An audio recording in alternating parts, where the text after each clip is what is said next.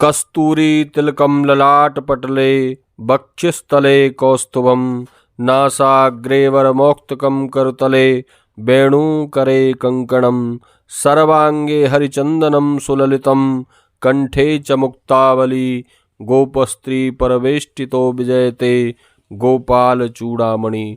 नमस्कार प्रिय बंधुओं, आप सभी का हमारे YouTube चैनल में बहुत बहुत स्वागत है। बंधुओं, आज के इस वीडियो में आप श्रवण करेंगे पौष मास के कृष्ण पक्ष की सफला एकादशी व्रत की पवित्र पावनी कथा।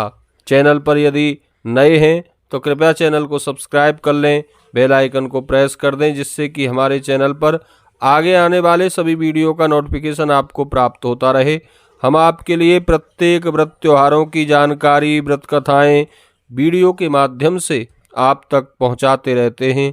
वीडियो को लाइक करके कमेंट में जय श्री कृष्णा जब आप लिखते हैं तो मुझे बड़ा अच्छा लगता है।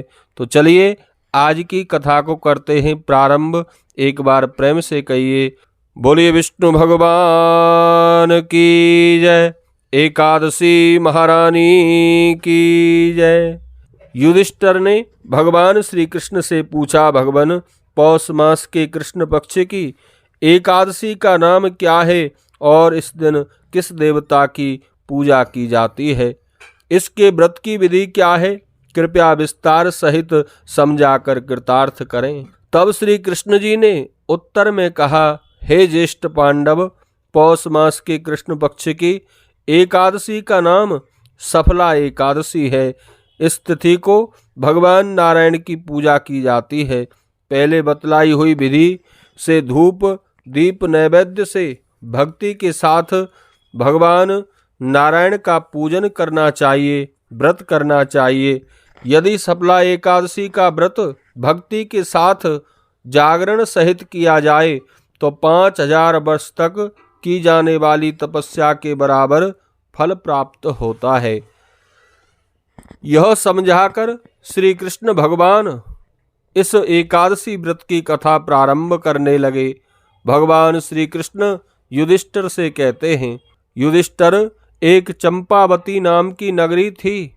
उस नगरी में महिष्मान नामक राजा राज्य करता था। राजा के 4 पुत्र थे। उनमें लुम्पक नाम का उसका सबसे बड़ा पुत्र पाप कर्मों में लगा रहता था।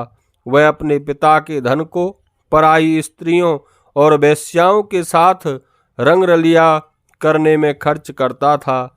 देवता, ब्राह्मण और भगवान के भक्तों की निंदा कर उन्हें कष्ट पहुंचाता रहता था।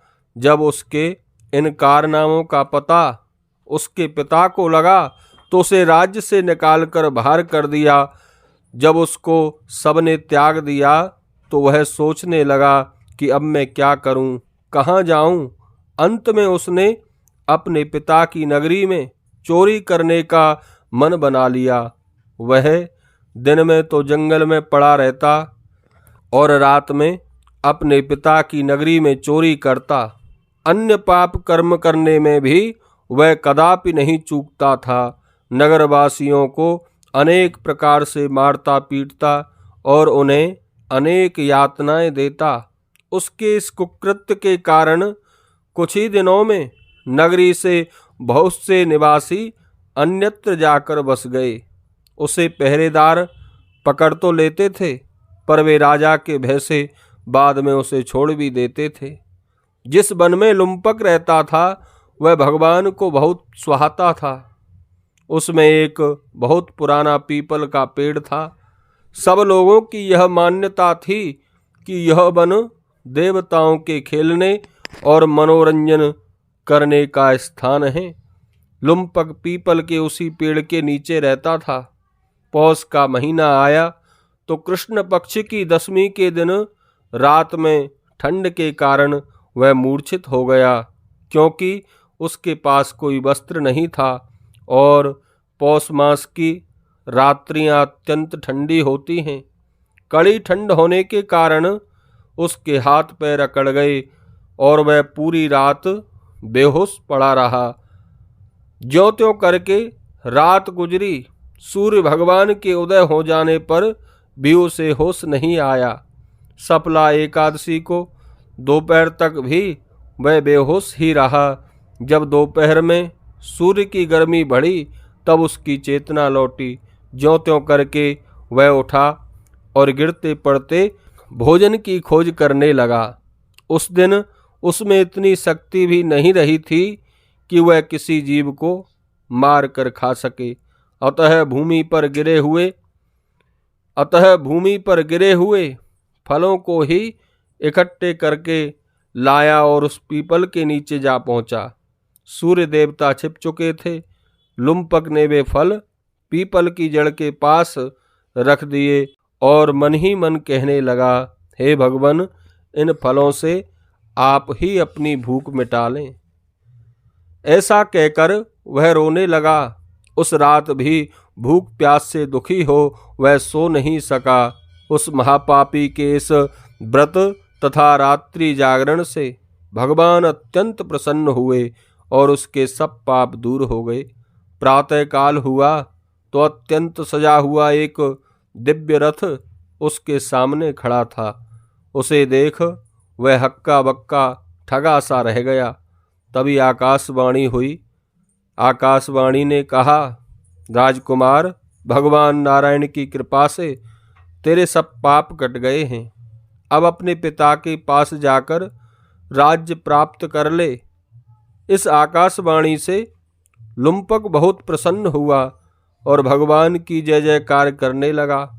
नारायण की जय बोलते हुए वह प्रभु के भेजे हुए सुंदर वस्त्रों को पहनने लगा।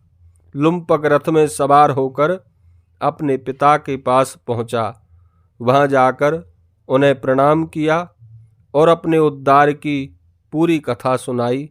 पिता ने अपना राज्य उसे सौंप दिया और स्वयं भगवत भजन करने के लिए वन में प्रस्थान कर लिया। लुम्पक राज्य विधान के अनुसार राज्य करने लगा। उसकी पत्नी, पुत्र आदि सब भगवान नारायण के भक्त बन गए।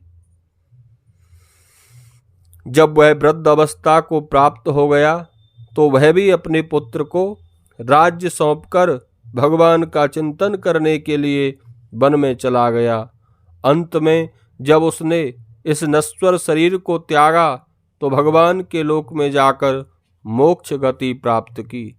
सफला एकादशी के व्रत में भगवान नारायण की पूजा नारियल, नींबू, अगर सुपारी आदि से करनी चाहिए।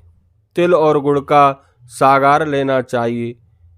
प्रेम से कहिए, बोलिए विष्णु भगवान की जय। एकादशी महारानी की जय।